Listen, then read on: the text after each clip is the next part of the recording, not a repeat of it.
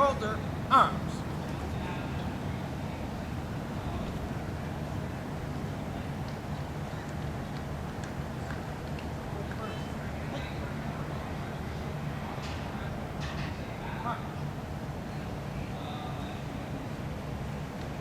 Present, arms.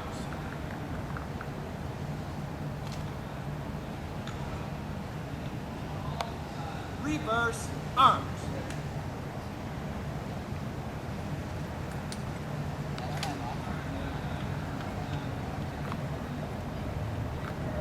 Rest on arms reversed.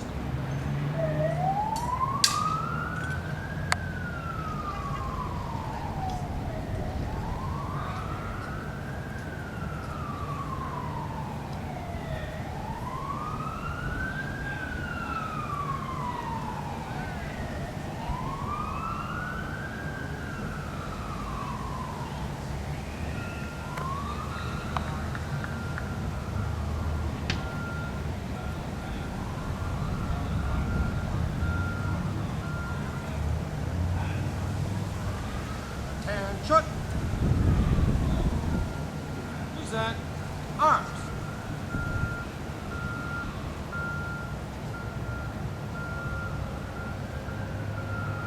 Shoulder, arms.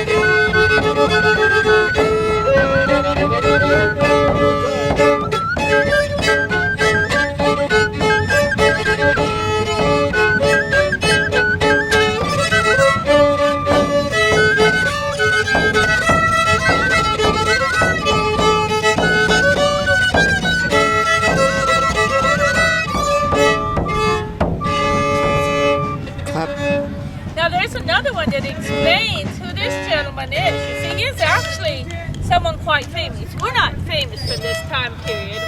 We are tavern owners, and there's a tavern in any town that's as popular as this one, and we're thinking about putting one here. We have one down the road, McCutcheonsville, and we have one in Tiffin, but we're branching out, maybe, to Fort Stephenson area.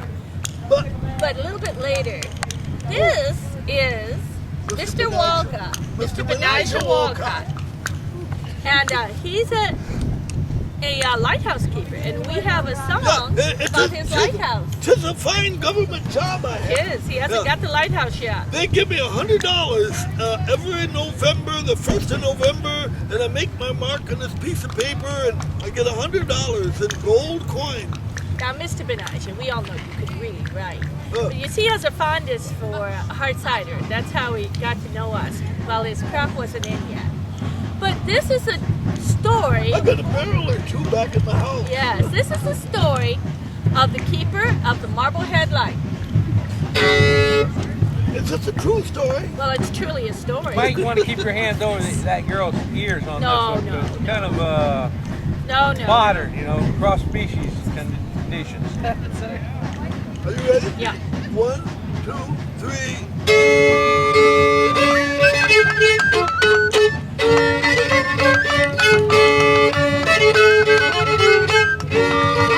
Yo ho ho, the wind blows free. Oh, for life on the Lake Erie. My father was the keeper of the Marblehead Light. Slept with a mermaid one fine night. From this union there was 3. Turtle and the fish and the other and me. Yo ho ho, the wind blows free. Oh, for life on Lake Erie. One night I was trimming on the glim, singing a verse on the evening hymn. Heard a voice shout, ahoy! There was a mother sitting on a boy. Yo ho ho, the wind blows free. Oh, for the life on Lake Erie. Mother asked as she looked at me, what became of my children 3? One was exhibited in talking fish, the other served on a chafing dish. Yo ho ho, the wind blows free. Oh, for the life on Lake Erie. I saw the toss of her foster's hair, looked again, but my mother wasn't there. But I heard her come through the night, to bleat to the keeper of the Youngstone Light. Yo ho ho, the wind blows free. Oh, for the life on Lake Erie. Except I should have said I told keeper you of that the was a little bit Marblehead too Light. modern. Darn. I can't do my Period. can't do with my camera. However, we, Oh, we have a sad tale of woe oh yes. about a brave young cabin boy by the name of Billy Shafter. Have any of you ever heard of Billy Shafter? Well, he was working his way up. He planned to make lots of money in the Royal Navy. And he The was Royal going Navy? to go. Oh, yeah. You're right. Royal Navy. Didn't they have one? He was working his way up anyway, and he had a sweet young girl A damsel, young damsel like that he yourself. promised he would return for. Here's the story of Bobby Shafter. The sad, sad tale of Bobby Shafter.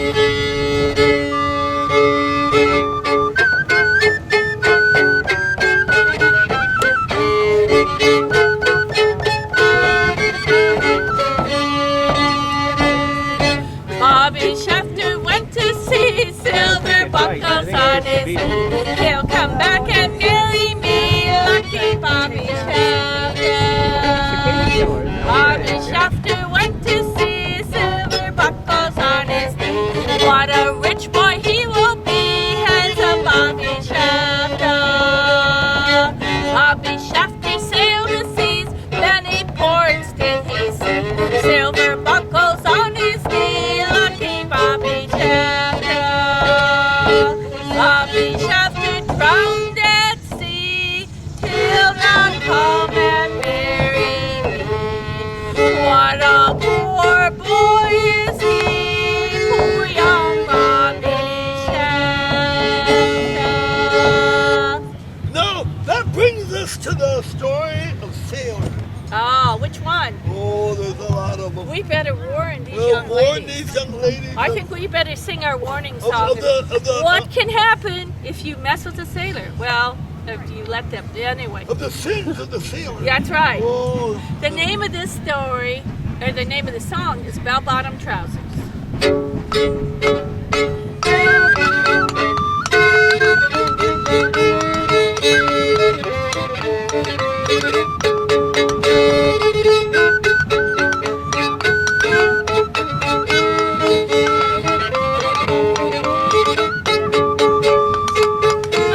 Trousers, crown top navy blue, the black are ringing like Steady used to do. Sing if you have a little girl,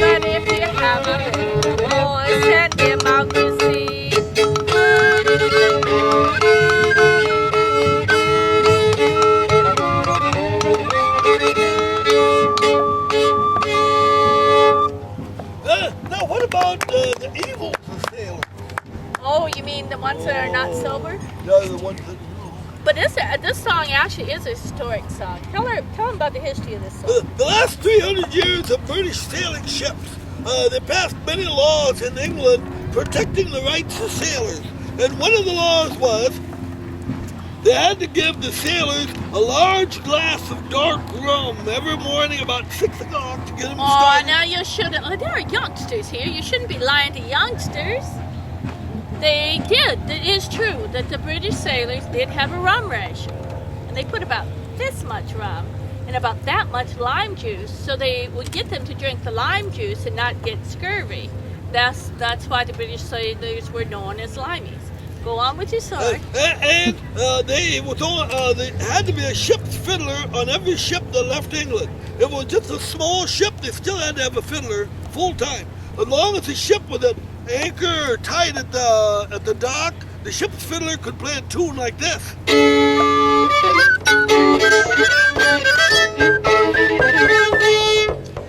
Once the ship put out to sea, the ship's fiddler was only allowed to play one song. At the Battle of Trafalgar, Lord Nelson had a 3-deck ship, and he had 3 fiddlers, one on each deck. Now they tell me down here at this big ocean down here. Lake Erie? Oh, that's Lake Erie. There's going to be a bad fight there. It's coming up though, and the British are going to have 6 ships, only 5 fiddlers, and that's why the British flag isn't flying here today. That's his story and he's sticking to it. But here is a song that asks the age-old question, what do you do with a drunken sailor? And a little song that we play in the middle, you might recognize it as a very popular a cartoon sailor's theme song, because it got known as the Sailor's Hornpipe, and Popeye is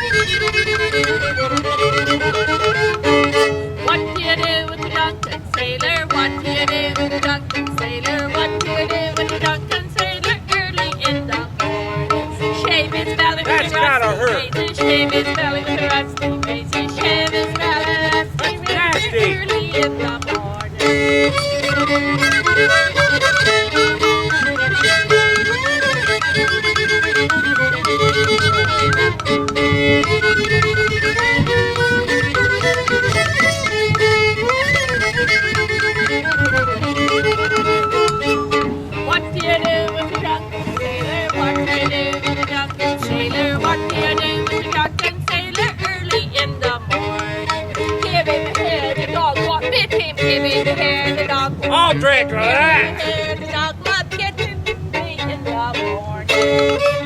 Now this last verse is not from the 1700s. It's a rather modern verse.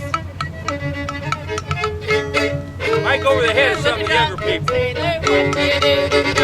Sailor, what do you do with a drunken sailor early in the morning? Making captain next on tanker, making the captain next on tanker, making the captain next on tanker, late in the morning. Aye, the rise. All the Yankees struck out Yankee Doodle Daddy-O. The Quakers came on board to deliver up his sword. Loath was he to part with it, so had he-o. Oh, keep your horses home, for it only makes you go. Cheer up and let us have a little Should we go over here and watch this girl? That's what we're doing. Took my Now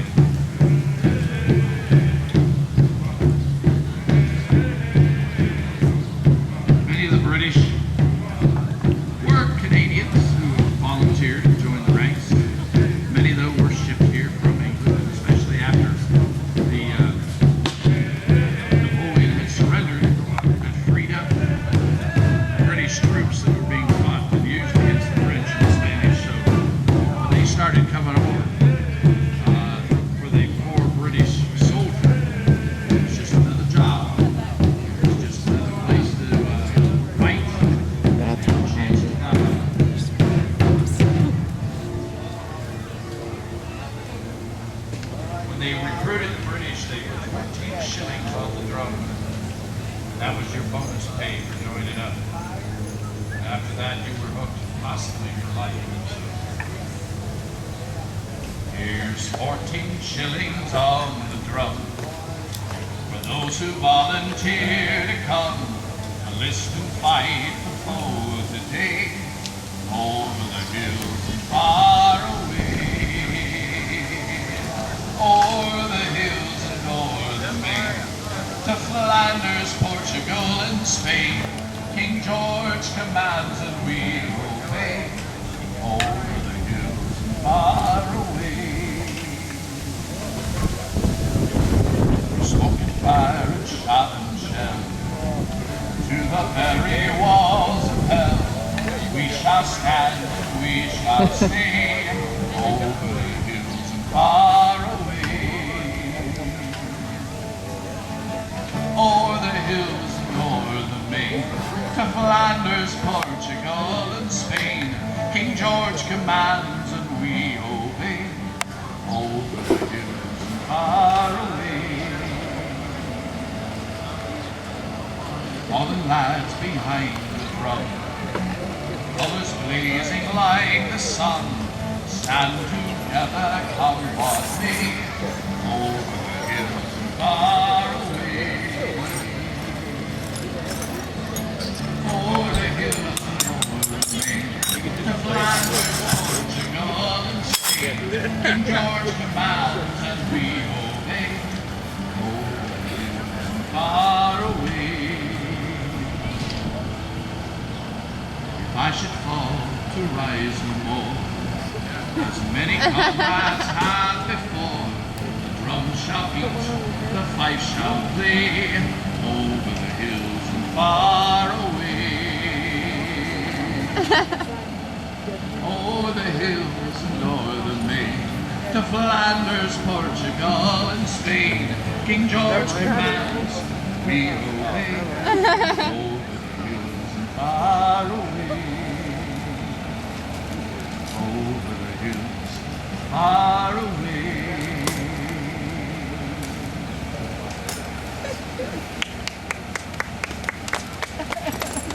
Tough fight.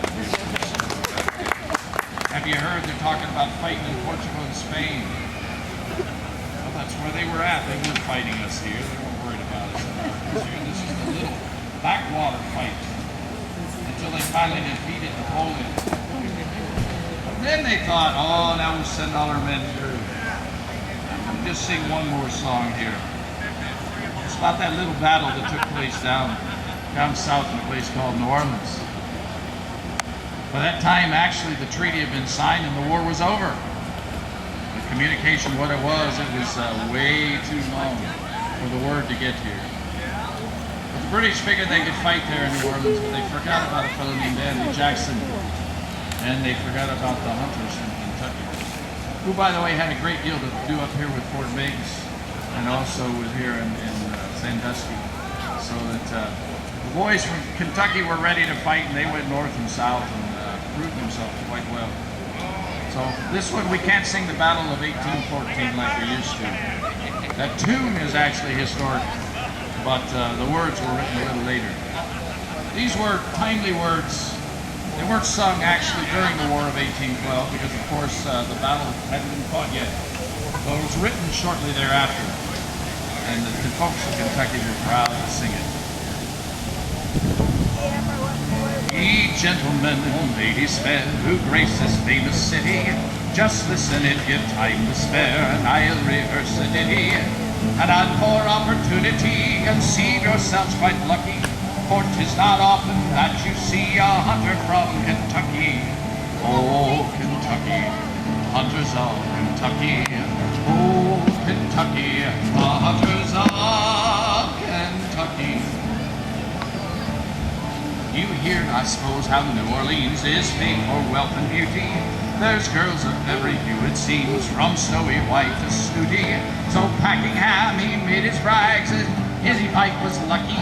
He'd have the girls in cotton bags in spite of old Kentucky. Oh, Kentucky, the hunters of Kentucky. Oh, Kentucky, hunters of Kentucky. But Jackson, he was wide awake, wasn't scared at trifles, for well he knew what aim we take with our Kentucky rifles. So he let down to Cypress Swamp, the ground was low and bucky. There stood John Bull and Marshall Hawk, here was old Kentucky.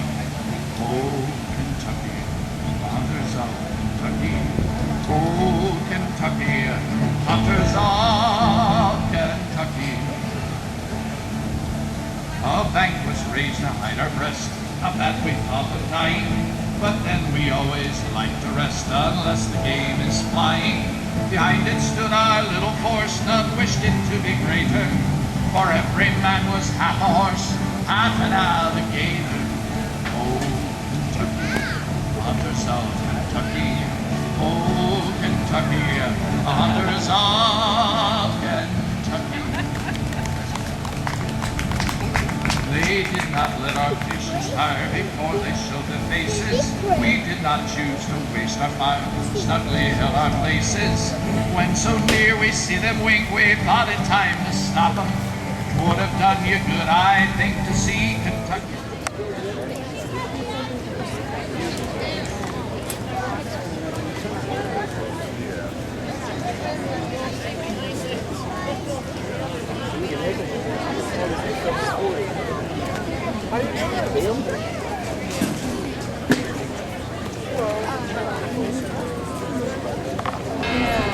Gentlemen, ladies and gentlemen, we will begin our battle reenactment momentarily.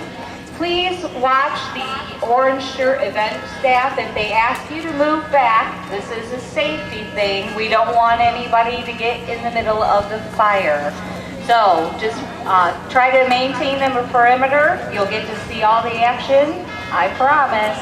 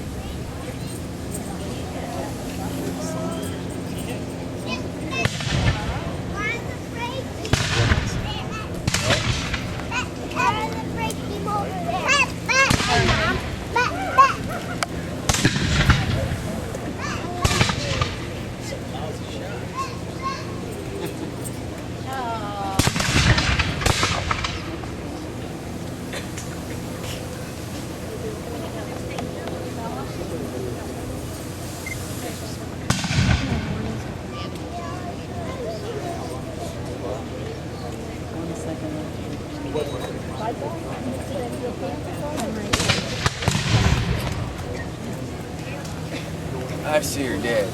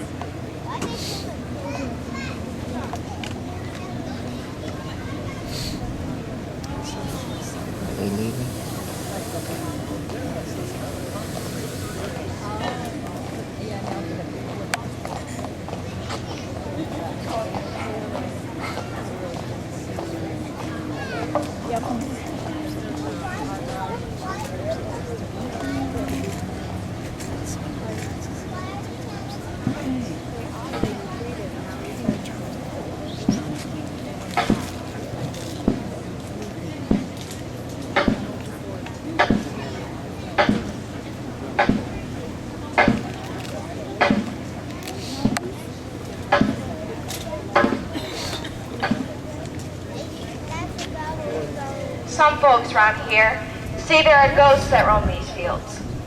I know it's so, because I've seen them myself. Count myself among them. The restless souls of the King's 41st Regiment cut down in battle at the prime of their youth. Them boys should have stayed where they belonged, up in Canada and back in England. This was the United States. Ohio had been a state for 10 years. Them British boys are buried somewhere near the spot where they fell, maybe even on the very ground you're standing on. When I say I seen them myself, I mean I was there when they was killed. August 2nd, 1813, at the Battle of Fort Stephenson, the last American victory on native soil in the Northwest Territory in the Battle of 1812. We was just 160 strong, mostly Kentucky riflemen, but with also a mishmash from Tennessee, Virginia, and Pennsylvania, under 21-year-old Major George Crowland. Most people around here think that the name is Croghan. It is actually pronounced Crowland. We was just 160 against 500 British under the command of Captain General Henry Proctor, and 800 Indians under Shawnee War Chief Tecumseh. Just 160, and one cannon, a 6-pounder named Old Bess. She was a veteran of the French and Indian War. She sits today over yonder in front of the Butcher Public Library. If you happen to stop by and pay her respects, give her my regards. That Old Bess, she served us well. General Harrison had his doubts about defending Fort Stephenson. His war council considered moving the fort to higher ground on the other side of the river, but there was too little time. Surely our little stockade could not withhold the heavy bombardment by heavy artillery that Fort Meigs had just undergone. So he sent his orders to Major Croghan to abandon the fort and burn it. Should the British troops approach you in force with cannon and you can discover them in time to effect a retreat, you will do so immediately, destroying all public stores. But the orders came too late. They came from the west, mostly Indians in retreat from their failed assault on Fort Meigs. Perhaps they thought our little fort would be easier pickings. Moses Wright, you are my best rider. Deliver this message to General Harrison. Your orders were received too late to execute. We have determined to maintain this place, and by heavens we can. Now off you go. At first, General Harrison was furious with Major Croghan for disobeying his orders. So he sent Major Ball and 100 dragoons to relieve Croghan of his duties. If you head up Buckland Avenue, you can see the marker for Ball's battlefield. So Major Croghan hastened to Camp Seneca and explained to General Harrison that the bravado in his message was meant for the enemy in case they captured his courier, Moses Wright. Major Croghan convinced Harrison that we could hold out, that the fort had been refortified. The British pulled on shore a mortar, 3 artillery pieces, and 6-pounders like Old Bess. Not the big siege guns General Harrison had been worried about. They positioned their cannons 250 yards away, across Flag Park over where the Women's Federation stands today. General Proctor figured he could scare us into giving up, so he sent a party under white flag to negotiate a surrender.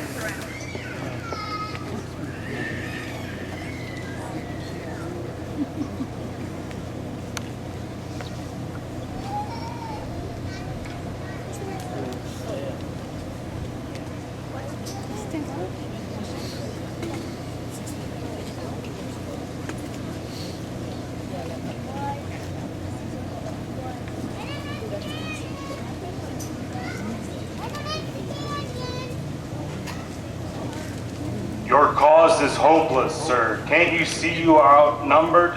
Look around you. If you surrender now, I guarantee your men will be treated humanely.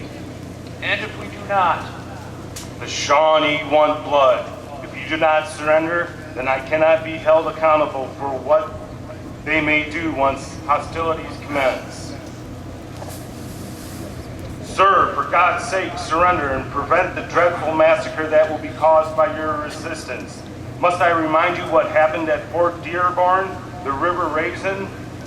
When the fort shall be taken, there will be none left to massacre. It will not be given up while a man is able to resist.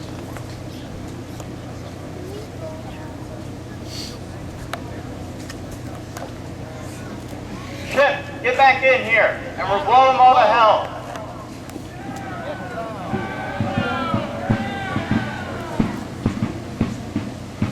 So the British commenced the bombardment through the long day and night of August 1st, but they did little damage.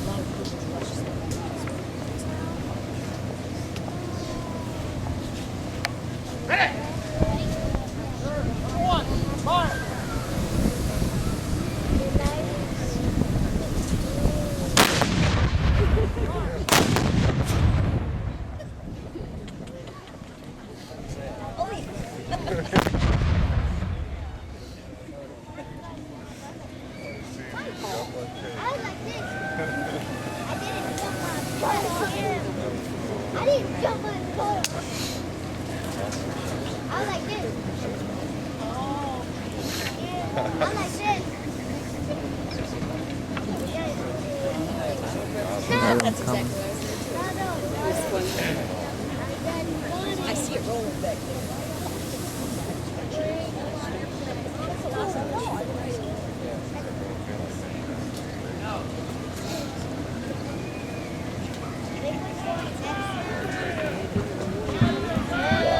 Maybe, I don't know.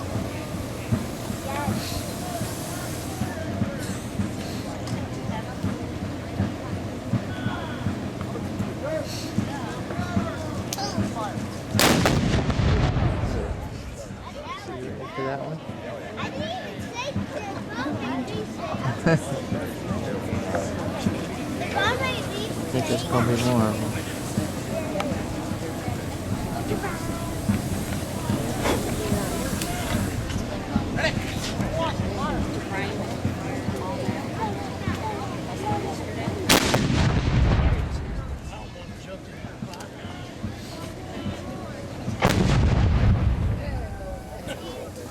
Feel that one. It's you? You see, our Major Coleman may have been young, barely even 21 years old, but he weren't nobody's fool. In the thick of battle, he ordered Captain James Hunter and us men to move all vests around the fort to make it look like we had more than one cannon. From the position of the British, he figured that they would be attacking from the northwest corner. So he had us pile up any flour, sand, and anything else we could find up against that wall so that we could refortify the fort. Then Croghan had us sneak all vests up to the black tower so that we could have good aim at them redcoats. If them redcoats tried to attack the northwest corner, they were sure in for one terrible surprise.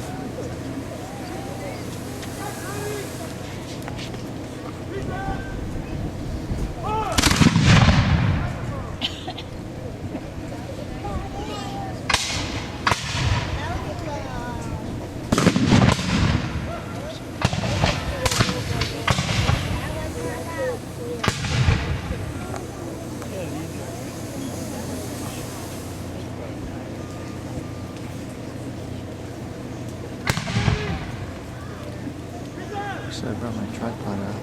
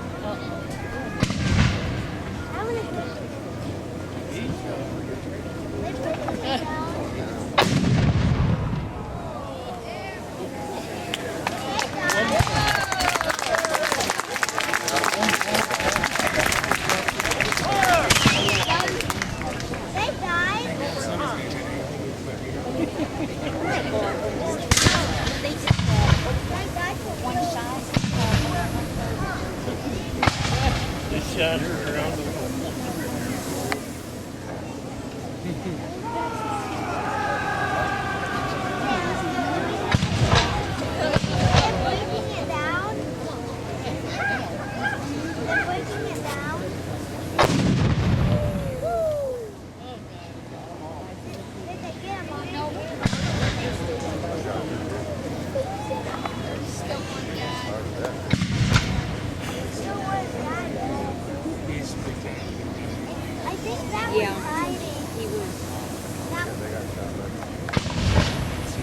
In the end, many men lay dead and many more wounded.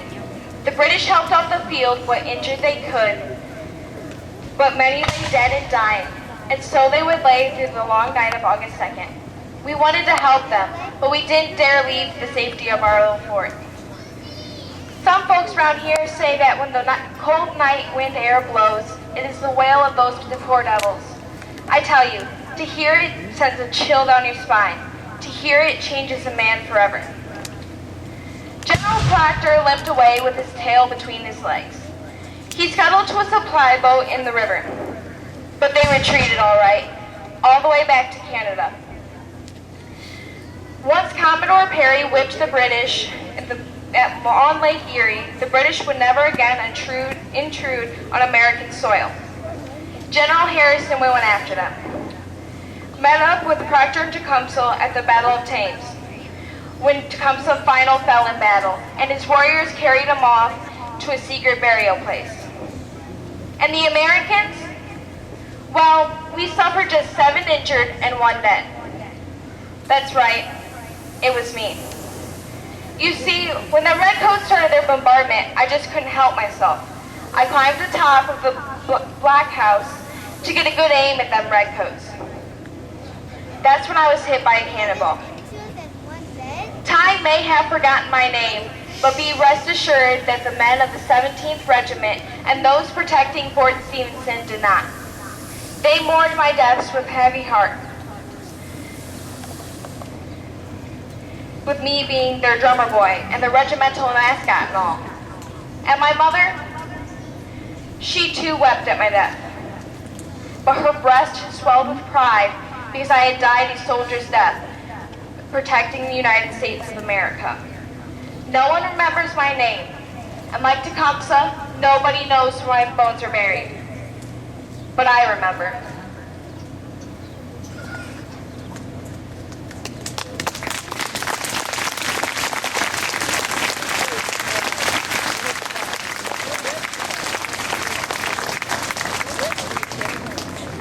So when you walk this field at night and you think you see a ghost, let them be.